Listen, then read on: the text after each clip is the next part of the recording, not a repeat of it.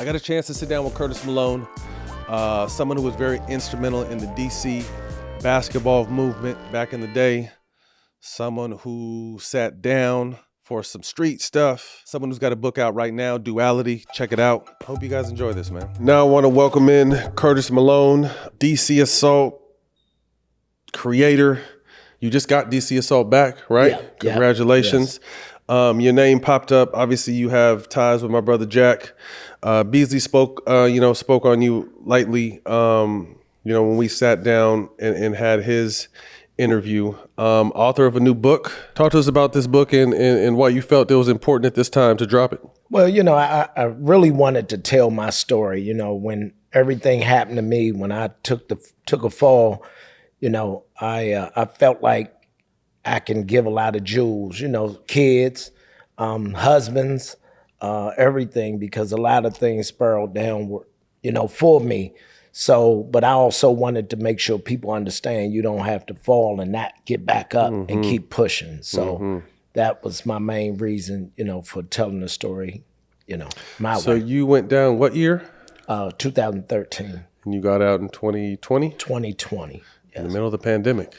Yeah, right in the pandemic. What was, obviously we'll get into what obviously got you in there, but what was it like getting out and trying to reacclimate when the world was in such a frenzy? It was pretty smooth. They gave me 9 months on house arrest, so I couldn't move anyway. Oh, so I couldn't go nowhere. But what happened was all my friends and everybody was coming over to the house to visit me. So, I got a chance to really spend time with everybody who wanted to come and see me. Late 1980s, get into dealing, solid basketball player, but ultimately you chose another route. And DMV basketball history is so rich with talent, one of the hottest pockets in the country. What is it about the DNA of DMV Hoopers? DC area is different to anywhere in the country and everything. I mean, I think we've always been able to separate ourselves with talent. And if, you guys remember us when we were young, when DC Assault started, I mean, you got to be tough to come out of there too, man. I don't think it's too many places going to outbeat us with toughness. So for me, I just think that, man, like they say, it's something in the water that the kids drink, and they love basketball and football and, athletics. Late 80s, began dealing crack. DC was the murder capital at the time. Started off with PCP. How did you fall into that life? Well, just seeing it every day in my environment. Okay. The guys and the people I looked up to, they were big time dealers at the time. So they were like godfathers to me. I named, some guys my godfather, my uncle, so just seeing what they were up to just always gave me the itch, and I never was a user. So my goal is if I'm going to do something wrong, I need to invest in selling it and making some money instead of using it and getting high. Obviously, you did it out of try to find a way out of your situation. Did the moral side ever hit you or bother you at night, knowing that you're doing something to obviously better your situation, but also harming the community? Yes, I mean, that always crossed your mind. Again, I have a sister that was on drugs bad. I mean, right, the closest person to me, and I never forget. When we get in an argument, she would say, "You're not no better than me," because I wanted her to do the right thing and clean up. And she would always tell me, you just as worse. So it always crossed my mind, and the difference is you don't always see the harm that it's doing to people, but it is touching and doing harm to a lot of people. Absolutely. 92, first time incarcerated. You get out and decide to pursue basketball and in the management route. Can you talk to us about what changed during that incarceration? Well, I wanted to still change lives because, again, I didn't have the guidance. I wanted to make sure the kids weren't making the same mistake as me. So I started mentoring kids, and then from there, I started coaching at the rec center. From there, we started DC Assault. Me, Troy Weaver, who's now the vice president for New Orleans Pelicans. And, Mike Sumner and some guys, Damon Handon. We started this program, and Mike Brown, man, and it was just about changing lives, man. I mean, that was the ultimate goal, man. And from there, it went to the moon. Mm-hmm. I mean, I grew up in the system. Ray is sitting right here. When you say DC Assault, it's always been at the top of the mountain. It's always been at the top of the mountain. Like, what were you guys instilling in this youth at a young age that, again, made you guys stand out amongst the rest? Well, I tell people all the time, we may not have been the most talented, but I don't think there was going to be a team to play harder than us, And when we started early in them 90s, man, we were getting the kids, I mean, almost all of them from the hood. It wasn't we was going to pick kids up every day, and you got to feed them to take them back home. It's a whole process. So, until later on, we ain't have no kids coming out of no $500,000, $800,000 home back then. It was one bedroom with 6, 7 kids, and so the kids was driving to get out of there. Now, in your early DC Assault days, were you still 1 foot in the streets, 1 foot in the gym? Well, yeah, early on when I first started, yes, I was. But then I did officially get out the game once I started seeing the management side could change my life, so that's what I wanted to pursue. How far in, if the assault started, what year did you guys start the assault? 93. Okay, so how far in did you kind of be like, oh, hey, this could be a career changing path. Let me clean probably around 95. Okay. But also, I seen, having DeMar, who's now the #1 player in the country, I'm like, this is my way out. This is my son. You know what I mean? Like, mom pretty much let me take care of him. She helped let me raise him. So from there, I'm like, this is my ticket out of here, Talk to us about the mindset and the ability to coach kids back then. And then obviously you're hopping back in this whole new game. I coach this shit now and it's different. What was it like back then compared to now? I mean, again, I believe that the toughness of the kids, the mindset, the places they came from, they were just tough kids. I mean, you're talking about hungry kids, and they gonna eat McDonald's after practice and something to eat. Then but these kids today, it's night and day. You know what I mean? I don't know. I know you curse all the kids out all the time. So I like to see what your team, how they respond to you. But they probably look at you different because they believe in you and they've seen what you've done. And I've had our core for a minute. And still, even with that said, it's, I got to handle some kids different than I handle, others. And that's always been the same. But I think that kids these days, and I don't even want to say use the word easier, it's just they have a lot more access to shit. Kids have the stuff now that we had to get to the league to get. You know what I mean? So to me, it's only natural to almost, what's your motivation? What's your drive? You going to take your foot off the gas? You going to keep grinding? Yeah, it's different. Did John Thompson help kind of the grassroots part of the DC Assault? Yes, Talk to us about that. John Thompson, back in 92, 93, Big John, he ended up calling George Ravlin and got us our first contract with Nike. Oh, that's dope. So from there, we were Nike for the first 2 years. What was your relationship like with John? It was great, real good. One of my favorite people. We had a great relationship. What kind of stuff early on did Nike do for you guys? It wasn't a lot. It still was us coming out of pocket. It wasn't a lot of money like later on the program started getting, but it wasn't a lot. But just wearing Nike now, we ain't got to pay for the kids to travel. And that's everything for the kids too. Oh man, like they Nike crazy. Everything is Nike. It's a little, but I remember shit because we were Adidas. Yeah. But I still remember there wasn't shit like it. Although I feel like Adidas was more cracking back then, like there still wasn't nothing like Nike's. Nike's the best. Yeah. They are the best. I'll give them their props. But again, even recruiting kids today, I don't think the shoe make you. So true. If you want to be a player, then you could be a player wherever you decide to play it, whatever shoe you wear. Converse, it doesn't matter. You mentioned early on you started the assault with Troy Weaver, who's now in the NBA. mid-'90s, about 95. How did Sonny convince you guys to cross over to Adidas? Well, it's a funny story. We were playing in a tournament in Baltimore, and we ended up beating Gary Charles, Team Lamar Odom, and Khalid Alameen. Mm-hmm. And you know Gary, little was short that the Long Gary, Island Panthers? Long Island Panthers back then. And, you know, Gary runs over after the game. He's mad, one, that we beat him. And then he's like, you got to get on the phone with Sonny. You got to get on the phone with Sonny. I'm like, who is this little guy, right? So we end up, and that's the day me and Gary became best of friends. So I got on the phone with Sonny, and he was like, hey, I know you with Nike. My buddy Mike Brown was like, man, we need to go to Big Time. So that was everything. We didn't, you know, Sonny was like, do you guys want to go? I'm like, we can't go to Big Time because we're Nike. He was like, oh, no, you can go to Peach Jam after, but I'll send you a check. He sent a check for $25,000 that Monday, next day in the mail to us, and we went to Big Time.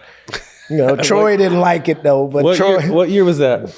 That was 94, 95. 95?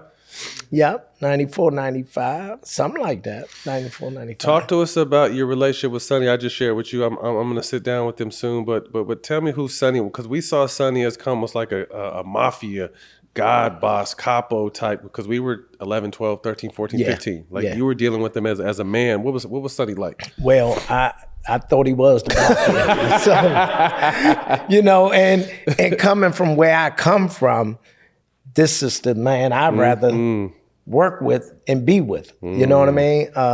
So we established a real good relationship. He understood that I wanted to get out of the game. You know, he knew what I had been through. So he always made sure we were taken care of. And then he wanted to make sure that down the road, make sure I'm taken care of. Who are some of the kids that you started with that pursued and went on to the NBA in your guys' early days? DeMar was our first NBA, you know. DeMar was the first. Bogans, who played around 12, 13 years.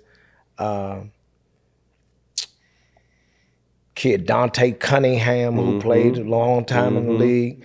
Rodney Magruder, who played not long ago. Jeff Green. Quinn Cook. Nolan Smith, Mike Beasley. There's a few more. I might leave somebody Talk to us on. about, I don't think people realize, obviously because of what happened to him, how good DeMar Johnson was. 6'9", could do it absolutely all. DeMar was before his time. If he played in today's game, it'd be over. I mean, just look, Kevin Durant probably could play till he's 50 the way he shoot the ball. So with DJ, he was before his time a big point guard. You know, you had Tracy and Lamar. Those guys were really, you know, before their time. But DJ shoot the piss out the ball. He was the 2 pick, right, to Atlanta? Number 6. Oh, 6. Yeah, number 6 pick. So odd story. So when he was a little bit younger than me, but he left to the league before I did, and he got in that accident, and I didn't make my first year in the league, and I had to play in some bullshit ABA, and I played with him. And that was the first time where he was coming back from the injury and just trying to figure out his game. But I remember seeing him and seeing him before the injury. I mean, 6'9", do it all. Yeah. He had a chance to be a really good, really good special player. Pressure from Adidas at times to maintain certain players and get certain players to join the assault. What was that like? I mean, Sonny gave us leverage to go get the players. It was a war at the time, you know, Nike and Adidas. And I mean, Sonny, go kick their ass. And that's what we did, I think, as a brand. Before it was okay, it used to be illegal to be able to help kids out no matter you're getting the meals or whatever it be. Like, what kind of stuff were you guys doing to trying to make sure to secure the top kids? Well, most of the time, I built a relationship with the parents, if they had parents. Whether it's grandmother, aunt, uncle, whoever I needed to, I established a really, really good, relationship with them. My recruiting tactic was, I'm going to find out what neighborhood the kid from, and I'm going to see who the biggest drug dealer in that area, who got influence, and that's who I'm going to see. So I can, if the kid, he's like, yeah, you want him? I'm like, yeah. And, That's how it so would go. we would just feel it didn't cost a lot to do. We would make sure the parents could go see their kid if they wanted to go. We didn't have a lot of kids even traveling back then. Beasley, first time you saw him, what did you think of his game? It's just okay. He couldn't chew and walk at the same time. This big old kid, he had huge hands, big old feet. And, but he had a ways to go. But he worked hard, and you start seeing it. He was someone you brought into your home. Yeah. Helped get by, helped his mom get by. Talk to us about the journey with Michael. It was a journey. Shit, it was a journey. But for the most part, when Mike came to our home. He was just another kid, but he ended up staying longer than the average kid. But at about what age did you get him? 13, 14? About 13. And he was a kid that, again, I wanted to help change his life because he was going through a lot of stuff as a kid. He was getting in trouble. Always was bad, out of control. But when he got there, with Nolan and Sydney, my daughter, they just took him in like he was a family member. And so you started to see the change, and he started to see the bigger picture. So he bought into it. When did you feel like he got and saw that basketball could possibly be his way out? At what age did you think it clicked for him? I would probably say ninth, 10th grade. Okay. He really took off. After Beasley made the NBA, you felt like things kind of went south. What do you feel went wrong, and what actually went wrong? Well, I believe that, man, most of the time when kids become successful, the first thing everybody do is now try to get in their ear. The circle became more bigger from there. And I just think that Michael, he listened to a lot of things that people were saying, and we never had a chance to talk about any of these things. So people telling him things, and then it get back to me. I'm like, what? Where did that come from? So I just think that, one thing that Michael did know is that I'm about to get back into the agent thing. And I felt like Mike is good enough to help me build up what I want to build up and do. Like I always tell people, before the Rich Pauls, I was trying to get into that. We all were back then as AAU guys, Mott's and, everybody. And, the loyalty just left. I don't know what happened. I still don't know what happened. I always said to him, why don't we sit down and talk when you feel like you old enough to talk? Because at the end of the day, I can look in the mirror at myself because I know I ain't never done nothing to you, nor my family. Have you been able to sit down and have that conversation with him yet? No. When I was away, I thought he was going to come visit me. He said he wanted to see me and wanted to, but again, no Michael Beasley. He was the number 2 pick in the 2008 draft to the Miami Heat. When did you feel like your relationship started to change for the worse? Before the draft. Okay. Yeah, before the draft. I started to just see it getting out of control. Just a young kid with a lot of people in his ear? Yeah, and then my discipline, he wasn't trying to hear it as much. And a lot of the things that, he say, some of the things are the things that I tried to have him do. And from there, just everybody was in his ear. The mom, the goal was to get me away from him, because I'm the only person that he had listened to in his whole life. Why was the goal to get him away from you then? That's what I still don't can't know. Figure out. I thought I helped change people's lives. And I couldn't understand why Curtis become the bad guy. You know what I mean? And I've been nothing but good. Nobody did anything for Mike from the day he came to me. And the mother and I were like brothers and sisters, But again, everybody wanted a piece of the pie, and he just didn't stand up. It happened with DeMar a little bit, but DeMar told his family, without him, I wouldn't be here. So nobody could say anything bad about him. Through that kind of, I won't call it a breakup, but you guys kind of not seeing eye to eye anymore, you said that you slipped back into the game. Yeah. started drinking, heavier in the drug game, heroin, cocaine in particular. Depression set in? I believe it did. I tried to use the alcohol to help get over that, you know, and it was a very, very hurtful time, I think, because we had put so much time into build this kid up to help him grow up so his life could change. You know what I mean? So it was a rough time. So 92, 93-ish, you step away from the game. You jump back in it in 08, 09-ish? 08, like around 08. And what was it? Obviously, the game had changed since then. What was the game like for you at that time? Well, all of my friends were still in the game. Okay. So it wasn't anything for me to say, you know, let me. Did they have a welcome back party for you? Oh, they always did. They always did, right?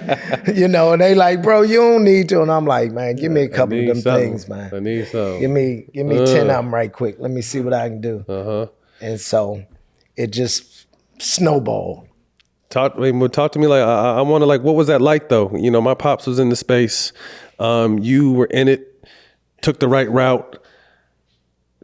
You know, shit didn't work out the way you thought it should have or could have, and then you're right back kind of almost where you started at an older age, obviously knowing more, but still trying to make ends meet. Yeah. What was that like? Well, it was a difficult time to get back into it. You know what I mean? Because I played tug of war. I want to, I don't want to, I want to, I don't. So for me, man, I'm a risk taker anyway. So I always have been all of my life, but I'm a smooth risk taker. I ain't gonna if it don't make sense, I ain't gonna take it. So for me, it was just it was smooth. I mean, to get back in because I didn't have an issue. I had friends selling a lot of stuff, making money. So I can go to my friend and say, hey, if I get something, will you buy them? And they like, yeah, of course. So that's how it went. Yeah. Nolan Smith, your stepson, his rise to the NBA kind of coincided with you taking a step back and getting back in the streets. How were you able to balance that as still kind of the man in his life, but then also back in the streets hustling? Well, again, it wasn't hard. It was very, very smooth because I never was really in the streets. Okay, everything I did was private, is done, is over with, and I could still be present. Pops to Nolan and still over there with Mike. You know what I mean? So it was real smooth. It didn't take, it didn't stress me out to do it. You as a mentor and a leader, what you turned into in your community, starting your program, telling kids not to do something, but then again, you doing it yourself. Yeah. Talk to me about that. Well, that was one of the biggest issues I had with myself. With the book Duplicity, I'm living a lie. I'm telling the kid not to do something. And one of the worst feelings ever was when I was at DC jail and two of my players are there. In jail and they with like, you? Coach, what you doing here? Damn. And I'm saying I was selfish. I was being selfish because I didn't stay out of that. So, it was a tough time. But the disappointment. Again, not to praise the street activity, but you were using that money to help families and help kids. And so that they wouldn't have to take that route. Robin Hood. Yeah, I was Robin Hood. And I should have been Batman, I guess. But it did, the money and the money I made, the lifestyle I was able to live and to help change people because I've always been the type of person, I love to make everybody happy. I love, playing high school, and when I played, I had 25 assists in the game because I make everybody around me better. It's always been my character. On and off the court. It's my flaw that's my character, the way I was raised. So, it was tough. Big wins on the horizon with Corona and DraftKings this hoop season. Head over to DraftKings.com/Corona to play free. Take your shot at a share of $35,000 in 7 free-to-play pools during the return of basketball. Contest starts October 21st and ends December 25th. So enter now to get in on the action. Eligibility restrictions apply. Must be 21 plus to enter. Void in Virginia and where prohibited. See DraftKings.com/Corona for details. Relax responsibly. Corona Extra Beer, imported by Crown Imports, Chicago, Illinois. So you're thinking about upgrading to the all-new iPhone 17 Pro? Designed to be the most powerful iPhone ever? While you're also thinking about the traffic on the way to the store or transferring all your data? Well, good news. When you order your new phone online with Boost Mobile, they'll send an expert to your home or work to deliver your new iPhone 17 Pro to get you all set up within minutes. No hassle. Visit boostmobile.com to get started. Delivery available for select devices purchased at boostmobile.com. Terms apply. As you guys know, I don't play when it comes to sneakers and shoes. So you better believe for my holiday, I'm gonna be rocking with StockX. My holiday wish list is crazy, but you know who has everything I need? StockX. Even if you don't know what to get someone for the holidays, you can grab them a StockX gift card so they can get what they want. Trust me, hitting up StockX for your holiday shopping is the best move. StockX, now you know.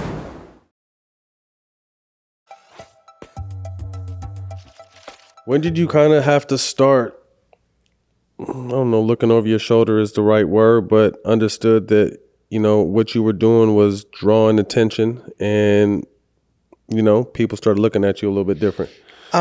Well, again, in I believe in 2009, I had realized that they had missed me on a conspiracy case. Out here? From out here. From out here. They was from LA. Uh-huh. And the guys ended up getting arrested, and they said that they had a few more indictments that was coming down. So I realized it was real, you know, so I was going through my stress and wondering when are they going to come? Yeah. You know, so you got to be prepared if they come. Walk us through that, though, because I don't think people understand that type of pressure. You know what I mean? You're 1 foot out of the streets, but you're 1 foot in of helping people, the man of the house, being a father, you know, being a partner, but then also like, damn, like what is that day to day, night to night?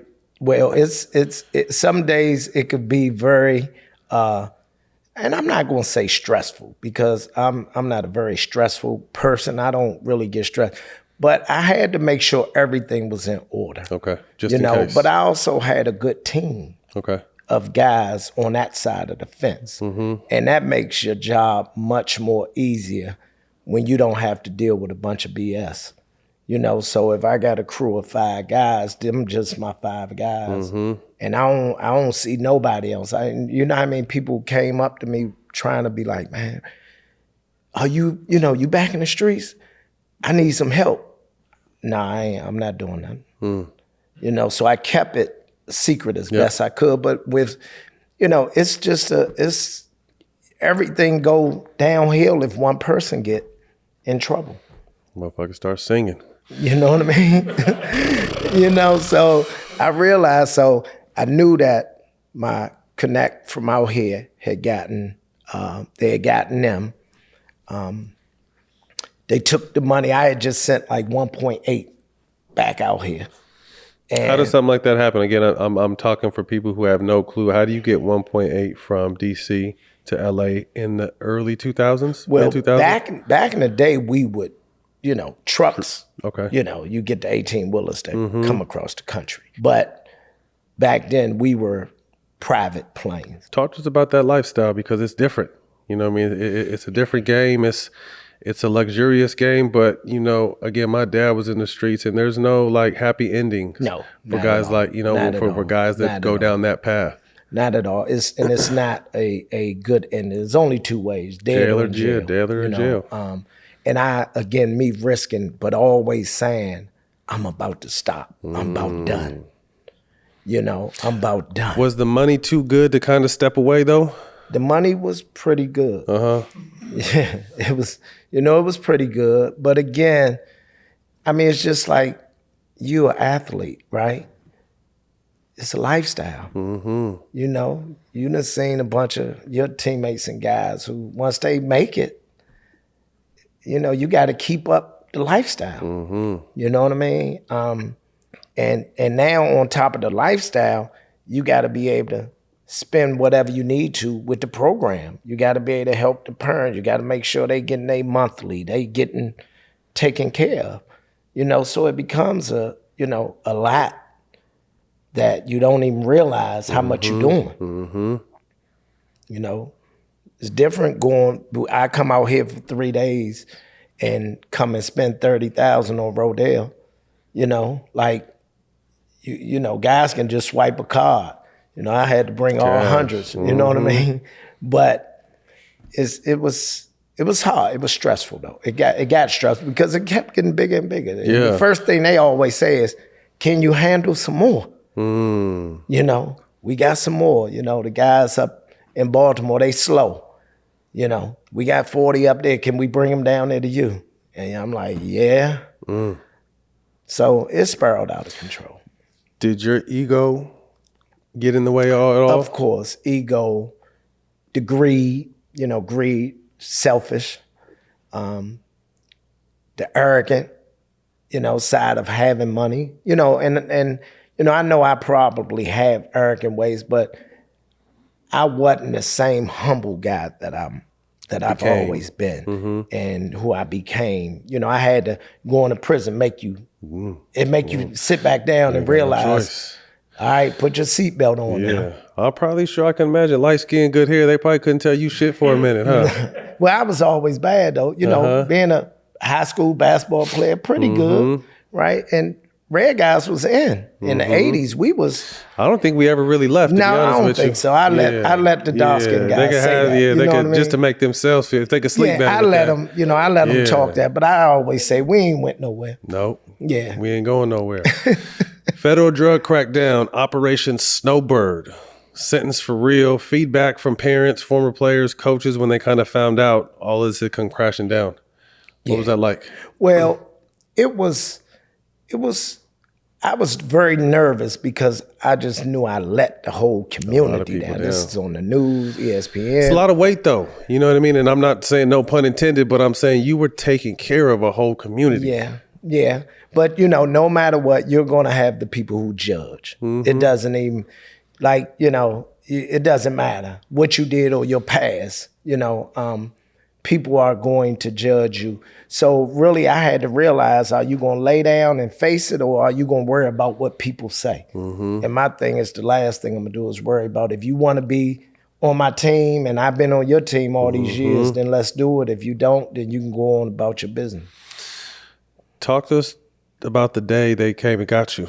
What was the morning? Was you awake? Was you asleep? What was going on? It was the evening, about 7 o'clock on a Friday night, and I had already started drinking during the day, made a run. Me and a partner of mine counted, you know, about $300,000, and I'm glad they didn't come to the place I was at first because they was following me all day. Okay. Did you know that? No, but they end up arresting my cousin. So when they got him, and the way they did it, I didn't really think it was for me. And, you know, at the end of the day, I just thought he did a traffic stop. He got in trouble. So about 7:38, they pulled me and a buddy of mine over, and they tell him to, I tried to give him my phone. They was like, step out the car. I had to open a red cup and step out the car. So when I realized all these cars didn't look like regular police cars, I said, something ain't right here. This ain't no traffic stop. So they told me, they do a thing in DC, all hands on deck. So they'll go around, if you drinking in public, they'll arrest you, just trying to clean the streets up, looking for guns. So when I got to the station, I seen some of the girls in the neighborhood where we be at around the projects. And I said, damn. So I end up that day, it was a normal day, going to hang out, going to drink, going to party. And I ain't come back home for 7 years. What was it like when you first got in with yourself, when you're sitting in that cement room? What was going through your head at that time? It's over. You know what I mean? What were you facing? Well, on this one, I think around 11, 12, what ended up happening is I had copped a plea to do a 9 to 11 plea bargain, which I shouldn't have been because the amount of drugs they found really didn't equal to the time. But what ended up happening, the prosecutor wanted me so bad for the times they missed me on a previous investigation that they knew everything about me. They had a vendetta on you. Yeah, so it was out for me. So I got a 2-point reduction that year. A lot of people getting out of prison on 2-point reduction. Some laws that Obama and them passed. And so my sentence went from 7 to 9, from 9 to 11, 7 to 9. So the judge, she wanted to give me 9 years, the highest, but she ended up going in the middle of it. But I thought it was over. Thought it was going to be worse than what it was. Once you're in there, how many people did you see change up? Would you say majority stuck with you, half and half? How many people turned their back on you? It wasn't many. It was some people removed their self a little, away. But, a lot of people, like I had friends who were police officers. So, they like their bosses bringing them in there. What are you doing with this guy? Because they see they on my phone calls when they, listening on all my calls. I see a strange car down the street. I call a buddy, hey man, run this tag number. All this on the investigation. They hearing all this. You running, and guys, people almost lost their job. Yeah. Because of me and what I was doing. So you're in Not many though. Not many did turn their back on me, Matt. When you're in prison, you're sitting back and you're seeing your stepson and other kids that you helped pave the way to get to where they at, which was the NBA. How hard was that for you? Well, it was more tough for Nolan, because he worked so hard to get there, and then I wasn't there for him when he got there. So I think that ate me up more than a lot of the other kids, because once they make it, you're successful. You know what I mean? You've accomplished your dream. But for him, I couldn't be there when he was going through his ups and downs, and he wanted to change agents and different things when he was in Portland playing. And so, that was very, very hurtful feeling. I was very disappointed. I couldn't. What's your guys' relationship like now? Great. He came to see me. Okay. My Nolan and his sister Sydney, and my babies. Any other players? Where? Tap in with you? Where you? Yeah. Okay. Everybody, Keith Bogans. Guys were putting money on my. Only person turning their back on me is Mike. Interesting. Yeah. So I was the bad guy to him, or whatever was in his mind. But other than that, nobody. Quinn Cook, guys came to see me. So nobody really. At the peak of your time in the streets, how much money are we talking about? What, for me? For you? Probably about 1.6. Okay. When you were locked down, what did you reflect on the most while you were in there? You know what? What I really reflected, I reflect on really getting myself together, preparing myself for what's next, because I don't have a life sentence. You know what I mean? So right. I know I'm coming home. It's a light at the end of the tunnel. So for me, I wanted to do everything I wanted to do. I wrote my book. I was getting in shape, still back playing again. But I just had to reflect on me. And how do I become a better Curtis when I return? And so I did wrong, but I didn't do a lot of people bad. Right. I did most good for the people who've been in my circle. You did bad things. You weren't a bad person. Yeah, I did. Yeah, bad things. You're right. Yeah. You get out. What day? May 21st, 2020. What was that day like? Talk to me about that day. Well, it was a great day, man, because my new wife, she's not new, my wife now, picked me up, and to be able to hold her in my arms And the first stop we get to go and see my dad, I don't have to see him in the visiting hall no more, walking slow to the concession stand, getting popcorn out the machine. But it was all about family. That's all I wanted to get back to, was my family. You said you reflected a lot on yourself. What did you learn most about yourself during that time you was down? Well, what I promised myself is Curtis Malone can't take care and save the world like he always have, and realize I eliminated a lot of circle, Some people I just don't need to be with or around. If you really ain't like family, I don't really need to be around you, you know what I mean? And plus, I don't have nothing to give you now anyway, so most of them, they got their hand. I'm getting calls from jail, send me some money. I said, damn, I got to send money from prison. When do you send some money on my books? For real. AAU, from what you guys started with in the early 90s to today, is completely different. Watered down. NIL is in the mix. When you started hearing it was legal to help kids make money off their image and likeness, what were your initial thoughts? Why couldn't NIL be around Where the fuck was this when y'all was playing? Man, oh man, people. I was, me and Troy laughed one day. I said, Troy said, we'd have had a private plane with DC Assault on the side of it. Ooh-wee. But it's changed a lot, man. And I think that it's a blessing that these kids can get paid. For me though, and not to sound like a hater, I just think it's too much, And I don't even think most of the kids want to even play at the next level. I think they just hope they make it to college, get an NIL deal. I don't see the drive. Ain't no courts. Everybody got trainers. I call all of them cone babies. But the game is just different now. And I had to adjust because I'm used to kids diving on the floor and old school. I don't see the coaches yelling at the guys. I go see a kid play. I'm like, damn, the kid turned the ball over 4 straight times and the coach ain't said nothing. They're afraid. So it's changed. Everybody catered to him now.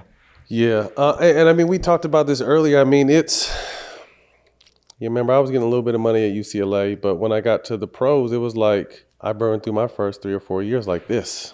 Yeah. You know what I mean? Of money. So it's only natural. And I was in my early to mid 20s. It's only natural for a teenage kid that doesn't have to come from nothing to not know nothing. Parents probably don't know nothing.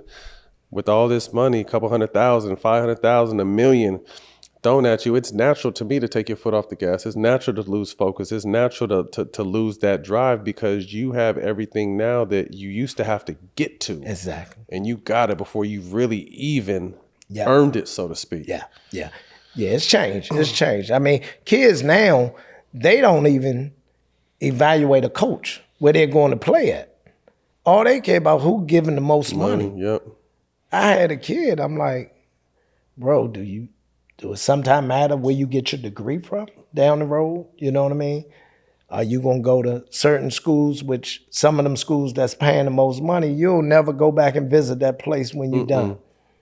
But is that degree going to mean something? I don't even think the kids even think about no stuff like that. They don't care about a degree. They don't care about how tradition. many pros the coach done had. They don't care about who going to tradition. make you a pro, who going to help you be a pro. I don't think they even look at any of that. I feel I've been in this space for 8 going on 9 years now as a coach and a father that the AAU system, the grassroots system is falling behind. I feel like the kids from over the water are coming in and making their presence felt more than ever. To your point, cone babies, our kids are super skilled, but that we lack IQ, we lack creativity is because we're locked up in a gym with a coach all day or a trainer all day that never even played where you want to go, never even got to the level you try to go, and charging you all kinds of money. And again, it's just, to me, lacks so much. I mean, kids without the ball, you'll see it, but if you don't have the ball in your hands, kids are standing around unless you're in a good program that make you have movement and understand what is going on. How do you feel like that can be changed? Because I came from an era where coaches were coaching and teaching us the game of basketball. Obviously, we worked on our skill. Training wasn't a big deal back then. We used to play basketball all the time. We used to get out to the parks or the gyms and hoop. How do you feel like we can get back to having more well-rounded kids in this space? I don't know if we could. Ooh, shit. I really don't. I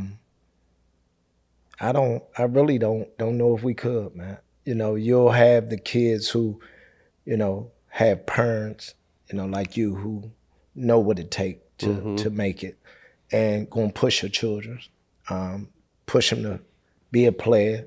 But I don't think we could. You know, when I just started DC Assault, you know, and I hired some of my coaches, I said, you know, we ain't gonna have Durant money or takeover money, but at the end of the day, the guys that I bring on with me, I'm gonna bet my money on them as coaches. You know what I mean? Because I know I can't beat Nike, but at the end of the day, if I can get the better coaches, some parents want that.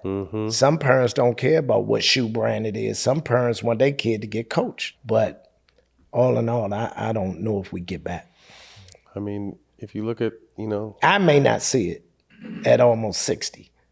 So if you look at the 5 best in the game right now, they're foreign. I mean, obviously you throw Kevin in there, you could throw Steph in there, you could throw LeBron in there, but those guys are on the backside of their career. The young core of the NBA is foreign players. Yes, and our better players about to go. You know, LeBron and KD now, they leaving. They're on the backside. So, yeah. Talk to me about NaVorro Bowman, Bo. He's my homie. I was obviously a huge fan of him on the Niners. He ends up moving out here from, I think, Takeover. I don't know if he played for Durant. He played with Takeover. Oh, yeah. And then his son is the same age as my twin. So we live around the corner from each other. I got a chance to know him a lot better, but I didn't know he could really hoop like they say. He was a pretty good player. He could hoop a little bit? Yeah, but he made the right choice. Hands down, he made the right choice now, because what that joker became on that football field was different, man. And but really good player. I was telling Ray that Kevin, KD, and NaVorro played junior high together. Same together, They played middle school together. So, but NaVorro, I mean, the same way he played football, how he was hooping, is how he hooped. So it got to a point where he didn't even have to come to our practices no more. We going on a trip, NaVorro. He like, I want to go this weekend. And whoever the best player is, that's who he got. Locking them up. Yeah, like.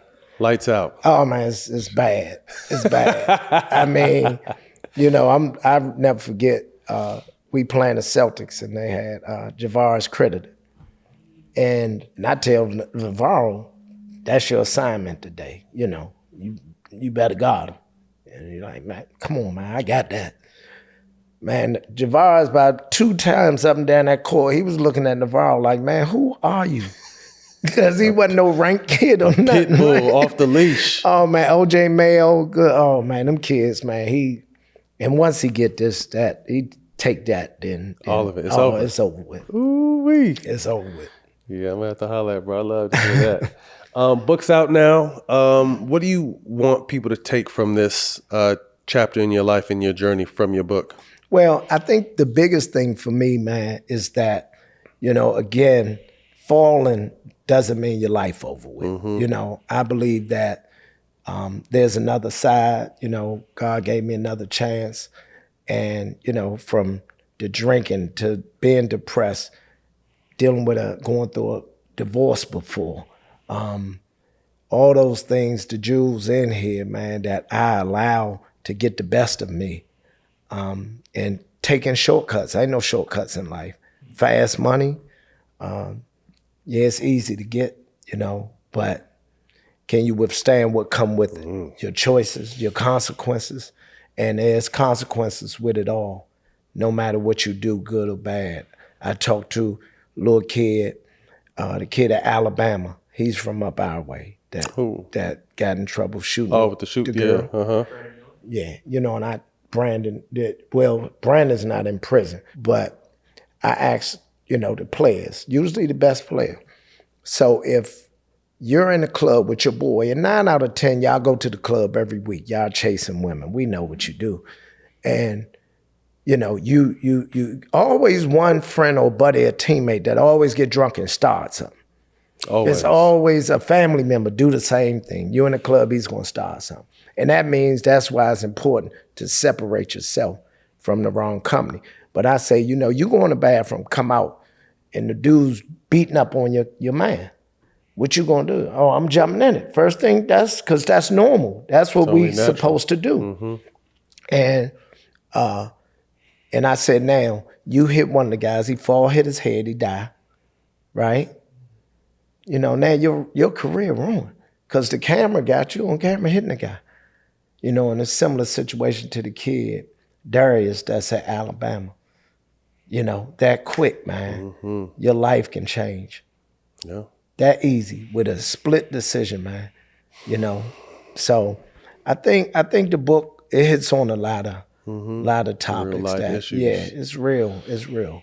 I feel like your life and your story and your journey would make a great show or movie. Are you thinking about going that direction with this at all? Yeah, well, that's the goal. You know, I think that I think it'll be important that the right people get it and they check out the story, I think. But I definitely, compared to a lot of things I do see on TV, I don't see why this can't be, to be honest. You know what I mean? So I believe it should be on the big screen or TV. Where can they find your book? Amazon.com and on Barnes & Noble's website. Duplicity out now. Get it where you get your books. Curtis, thank you for your time, man. Best of luck. If we can be a resource for you moving forward, you always have a open door here. Appreciate you, bro. Right, Thanks for having me. Yes, no doubt. Curtis Malone, man. We'll see y'all next week.